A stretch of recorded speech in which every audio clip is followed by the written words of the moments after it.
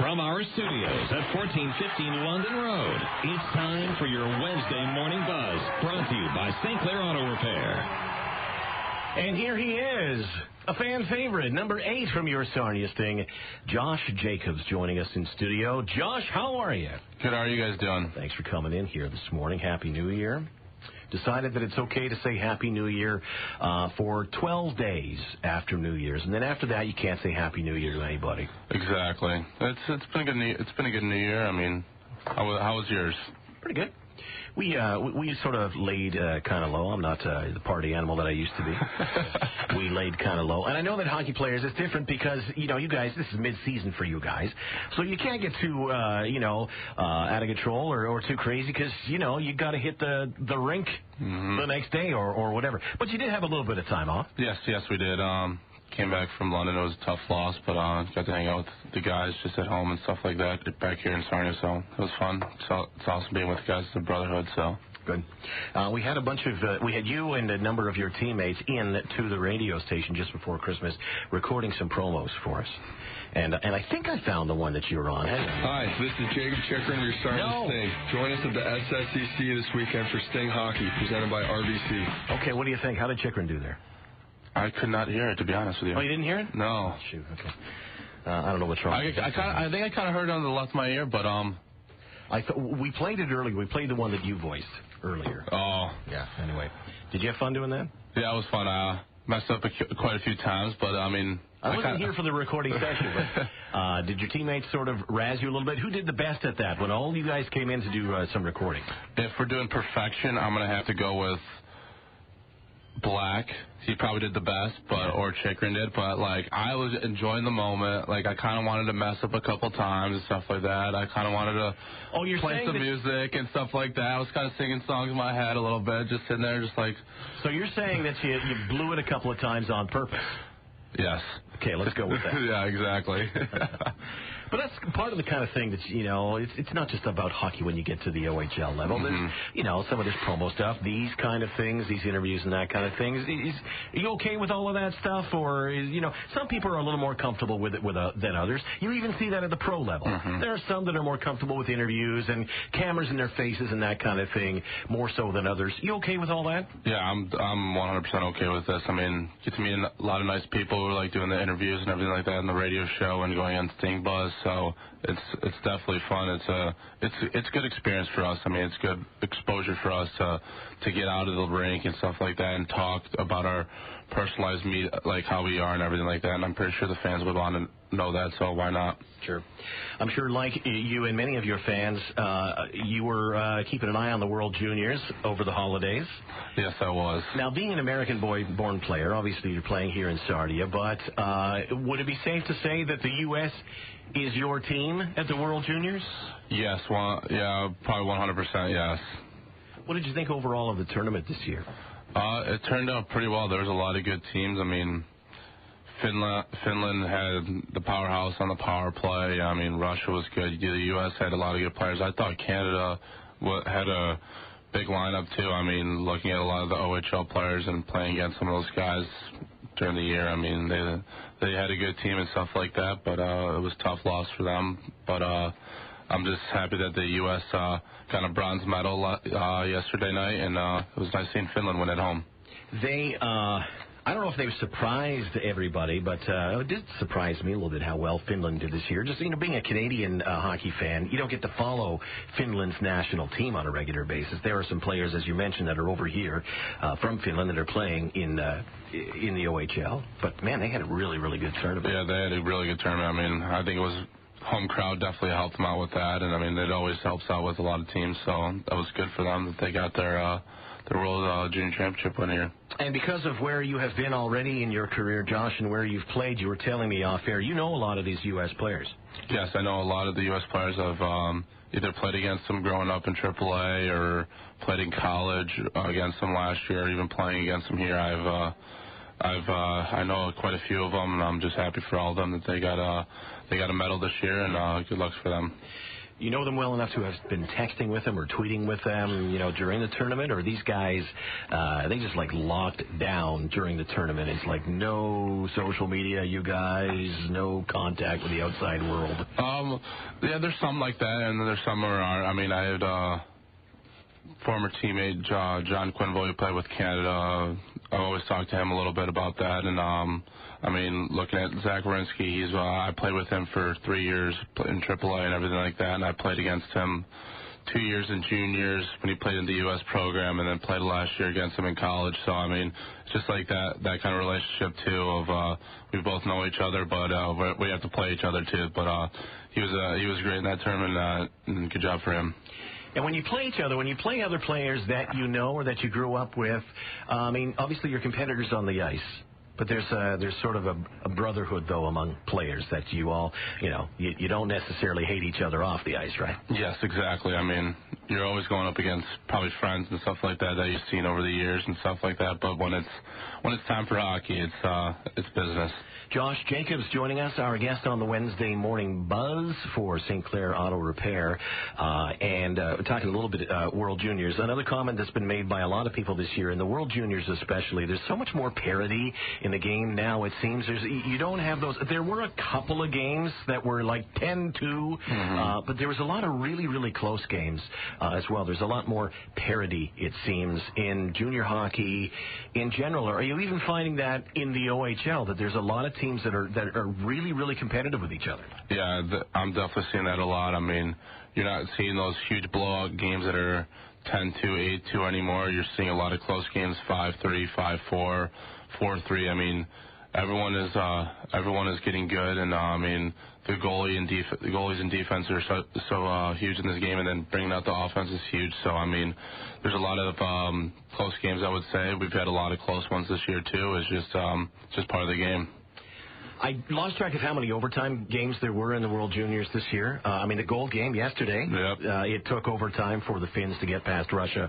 And you guys were unfortunately on the losing end of a couple of OT losses to London recently. But when it comes to overtime, is there any kind of a different mindset that players are in when you're going into that extra frame? As fans, I can tell you, we like to watch overtime. It's exciting.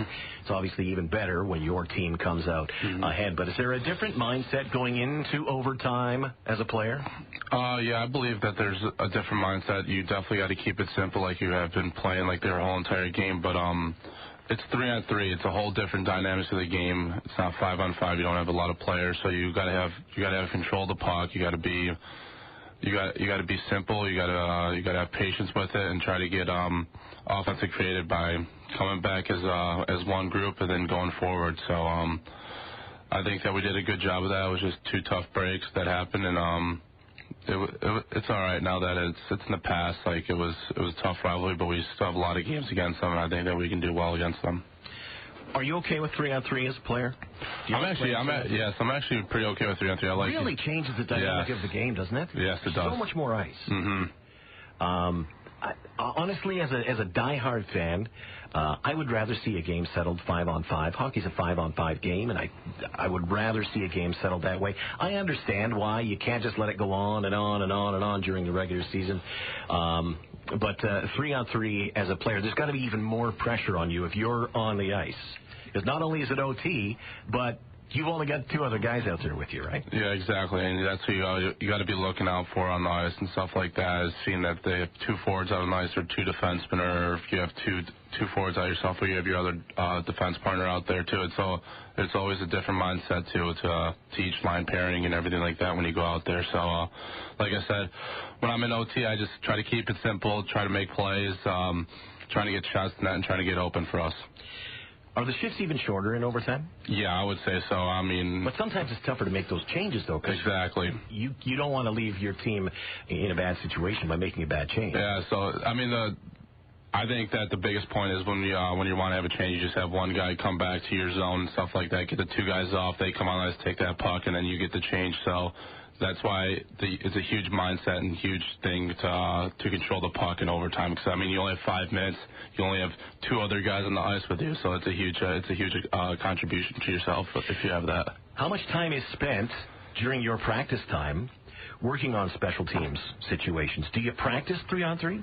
We practice special teams as in power play and penalty kill. I mean, we do battle drills of 3-on-3, 4-on-3, like stuff like that, like in close corners. And I think that definitely helps us because, like, when we go out on the ice, we're just like, wow, this is a lot of ice. Like, we usually do 3-on-3s in tight corners and everything like that. So, we do practice special teams a lot, but we have not, like, really specifically done full ice 3-on-3 unless we're playing like a game or something like that. Right. A lot of kids growing up in Canada, anyway, will play 3-on-3 spring hockey or 3-on-3 summer hockey after the regular season. Did you do any of that when you were growing up? We had,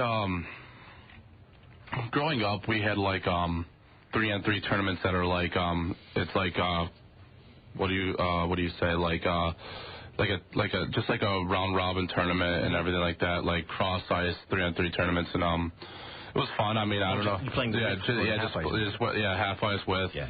Just playing tournaments like that were set up close to our house. So that's what I did growing up, and I missed that a lot. Yeah. You were mentioning when we were talking off the air, Coach Hatcher, being a former player, and I'm sure that's got a lot to do with it, but he is very hands-on when it comes to running a practice. He can still skate, can't he? Yes, he can still skate, and he can definitely still shoot the puck. And he's got a hell of a shot. Yes, he does. I'm sure there are other teams that, perhaps have coaches who are far more removed from their playing days than your coach is. And I guess in a lot of ways that's a big advantage for you guys because Darian has been, at the pro level, and it must be a different dynamic having a guy like that running the practice. Yeah, it's definitely huge. I mean, especially if we're making a mistake or something like that, or he wants us to show us the proper way or what he believes in, he can definitely show it to us by using his skating methods and everything like that. So it's definitely a huge advantage for us to have him on the bench for us, and it's a great contribution to us for learning. You've never had to block one of his bullets from the point, have you? Yeah, I'm going to have to step out of the way of that. Definitely wouldn't want to be in front of that. We talked a lot about Parity, and so just before we set up this weekend's games for our fans here, want to talk a little bit about the parity between the Canadian game and the U.S. game, but not necessarily the game of hockey, just Canada versus U.S. And I'm not going to hold you necessarily to these answers, but you've had a lot of experience, Josh, playing both sides of the border. You have played at a number of different levels, now including Junior A hockey here in Canada. You were NCAA last year. So who do you think, in the time that you have spent here in Canada versus the time that you have spent in the United States, which country has better drivers? 100% United States. Yeah, better drivers? Yep. The speed limit here is pretty slow. Yeah. I mean, I have a switch on button that puts my miles per hour to kilometers per hour, so It's actually pretty nice. My truck does that for me, but it's speed limit, it's pretty slow here, and I'm sitting there, driving 30 on a main road. I'm like, wow, usually it's 45 or 50 in the United States miles per hour, so it's a little tough sometimes going a little slower. I mean, all right, okay, so we're a little slower. You think the U.S. has better drivers? This has long been something that has been said about Canadians internationally. In your opinion, who's more polite, Americans or Canadians? There's no right or wrong answer here, Josh. That's a tough one. I've met a lot of polite Canadians in my days already here in Sarnia. I mean, it's just in Sarnia, but also in the States you have a lot of people like that too. But being in the short time, I would have to say Canadians, but long term for me, it'd probably be the U.S. So okay, fair enough. Probably for both ways. Well, you spend more time. Yeah, in the U.S. So yeah, exactly. Okay, who's got the nicer arenas to play in? So again, based on your experience. Based on my experience, there's a lot of great Junior A hockey rinks here in Canada, and then playing in the levels when I was playing juniors over there, there were some all right buildings, and then there was one or two magnificent buildings and stuff like that. But I mean, for Junior A hockey, I believe that Canada has that. For sure. I guess you're going to get that in any league. There's going to be some rundown, old, seedy, smelly barns, and there's going to be brand new facilities, right? Yes. Who's got cuter women? Ooh. That's a tough one, isn't it? I'm going to have to go with the United States on that one. Okay. All right. Who's got the nicer money? Definitely 100% Canada does. Yeah? Oh, yeah. Glad to hear you say Yeah. that. I always get a little bit confused with American money when I go down to the States because it all looks the same. Look out. Whether you're ready for it or not, there's a $5 coin coming. Here in Canada. Here in Canada, it's going to look a lot like the toonie, but it's going to be blue. In the middle? In the middle. Instead of that gold color. Wow, I mean, I love, like, when I came over here and I got Canadian money, I'd always stuff it in my, like, little wallet or something like that and carry it around with me, never spend it and everything like that. So, I mean, the Canadian dollar is awesome to carry. I mean, it just feels so good in your hand, like you just want to play with it all day. Yeah, I sure wish investors felt that way. It doesn't feel quite as good in the hand compared to the U.S. dollar these days in terms of value, but that's another story. Josh Jacobs, our guest here. Let's very quickly set up Friday's game. Owen Sound is in town. You guys play well against Owen Sound. They're always very, very entertaining games. Yes, it is. I mean, Owen Sound is a great team, very defensive team, and they have a hot goalie. So we just got to get shots to net, trying to get rebounds, and trying to get our little breakdowns in the offense zone to get us some goals on the board. They'll be in town. That is your Sarnia Sting at the SSCC on Friday to take on Owen Sound. Get your tickets. The SSCC box office. You can call them at 542-1717 or guest services kiosk at Lambton Mall. Maybe Josh will even deliver them to your home. Maybe not. We'll see. We'll see. All right. Josh Jacobs, thanks for this and good luck on the weekend. Thank you. The St. Clair Auto Repair Wednesday Morning Buzz can be heard each week at this time. If you missed part of it or want to hear it again, go to CHOK.com.